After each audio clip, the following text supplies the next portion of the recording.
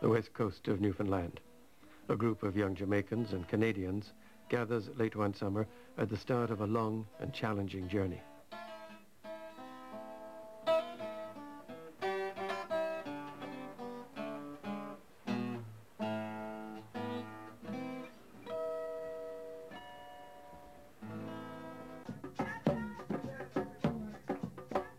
Kevin McNally is 19. He lives high in the mountains of Jamaica. He's been chosen from hundreds of other young Jamaicans to go on a youth exchange program, half of it far away in Canada, half back here in Jamaica.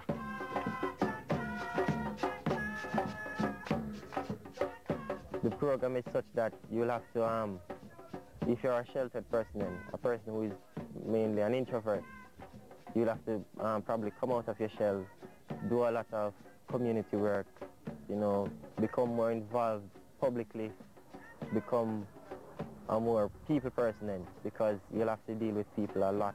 You'll be in situations whereas you'll have to adapt then to different conditions, different climate, a lot of changes.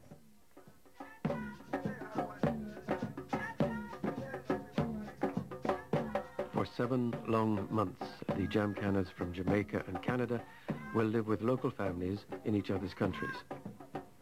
They'll learn about each other's cultures.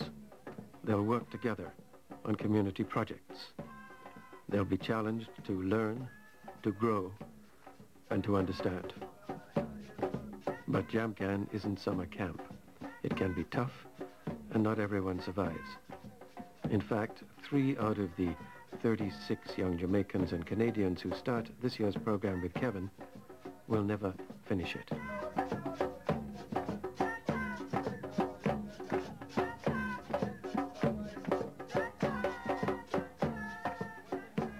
Today is Emancipation Day. Today, the 1st of August, marks exactly 160 years since we have emancipation, since black people in Jamaica could say, okay, we have a right to own a piece of land. We have a right to demand money for the work that we do. And listen, it is a day when we remember many people who fight the struggle, who lose their lives to make sure that you and I could be here today, okay? And no man can come take up no weight and throw it across your back anymore. All of us who live up here, all of us who live up here are the descendants of slaves. And we have to pay homage to our ancestors today.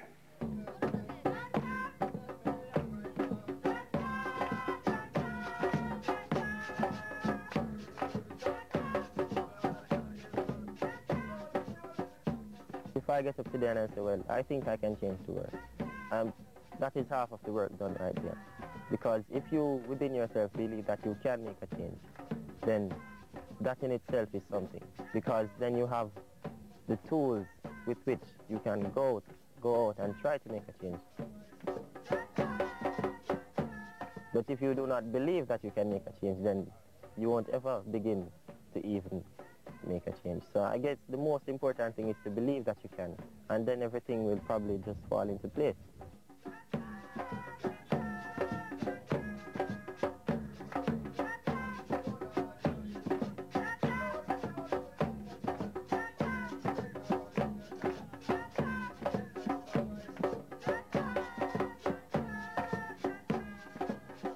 The Jamaican JamCan participants gather in the capital, Kingston.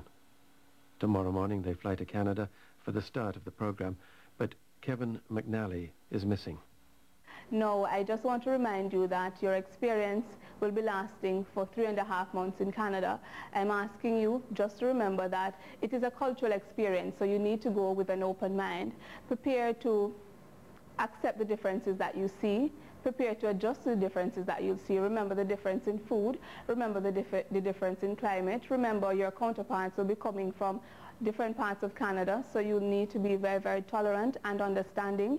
You'll be going into orientation sessions. One of the first things you do, getting to know your counterparts. All of them will look alike because, you know, you're not accustomed to having so many white persons around. You'll all look alike to them as well, you know, because they'll be wondering, how am I going to know my counterpart? But after a few days, trust me, you'll know all of them and you'll be making lifelong friendship. And I'm also asking of you to be the best Jamaican ambassadors that you can. Bearing in mind that wherever you go, you'll be very, very outstanding. You'll be some of the only black persons in the area, so you'll be standing out like sore thumbs, and you'll be selling Jamaica. Yes, whatever you do is important and it will impact on Jamaica. So I'm asking you to be the best ambassadors that you can be. Kevin McNally never gets the briefing, but he's on time for the bus to Kingston Airport the next morning.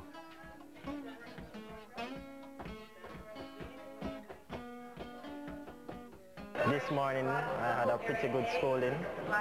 Almost everybody scolded me, and I guess now I've been set right.